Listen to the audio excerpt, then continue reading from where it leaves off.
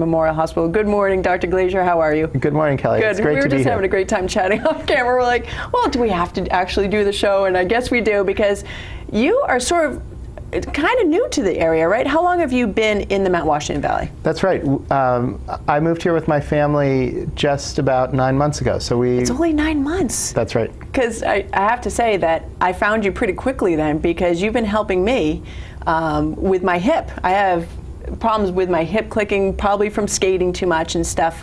But what I liked about our interactions is, one, that you really listened, and two, that you tried to avoid surgery when possible, which is huge in my mind.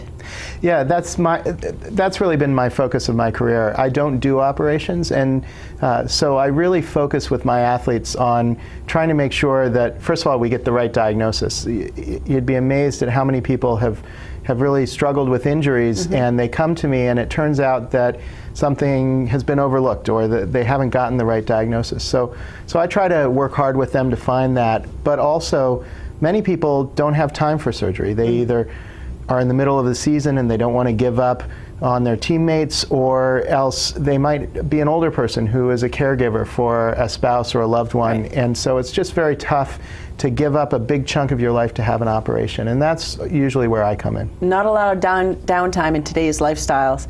Now, speaking of downtime, a thing that's been in the news a lot lately, concussions, and we were very excited to have you on board for our Bruins alumni game back, was it October? That's right. It was wonderful, but you have a lot of experience with concussions. That's right.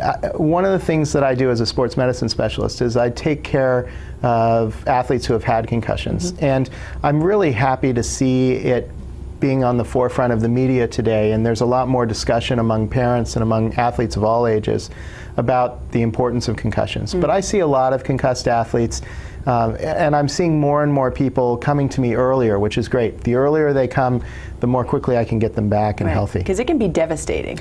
It's true, and it's so hard to see, especially young people going through these devastating injuries. I had a patient a couple of years ago who was a great kid, and the captain of his football team had a scholarship to go play college football, which is a really huge accomplishment.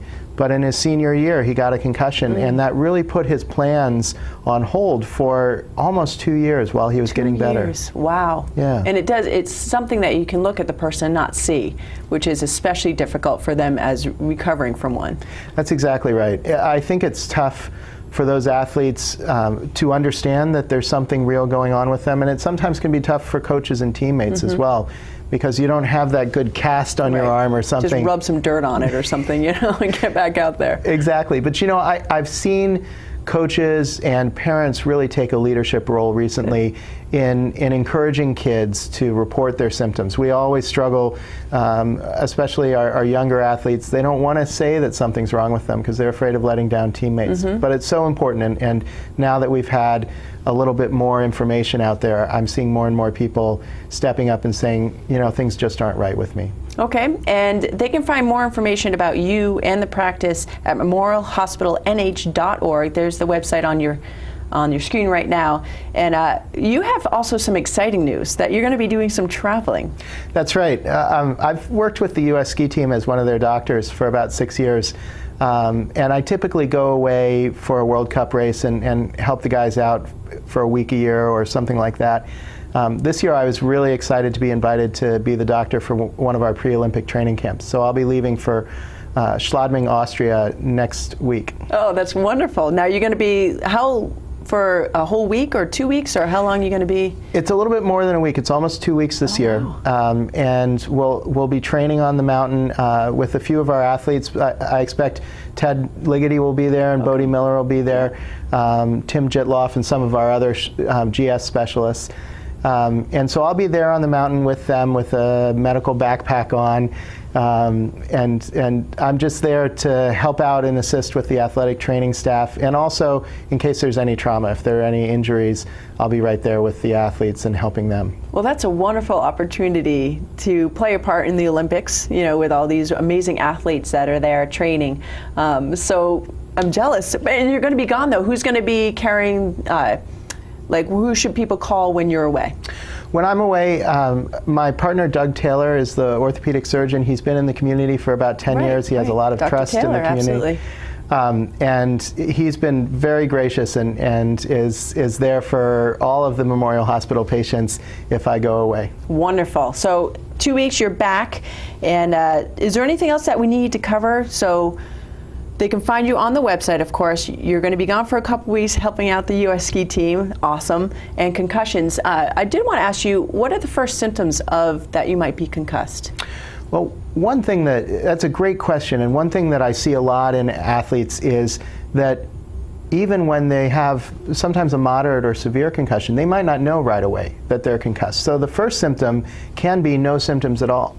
And what I talk to parents and coaches and athletes about a lot is that if you've really hit your head hard, if you've yard sailed or gone down in a competition, it's a good idea to take yourself out and let yourself cool down in the lodge for, or on the sideline for 15 or 20 minutes.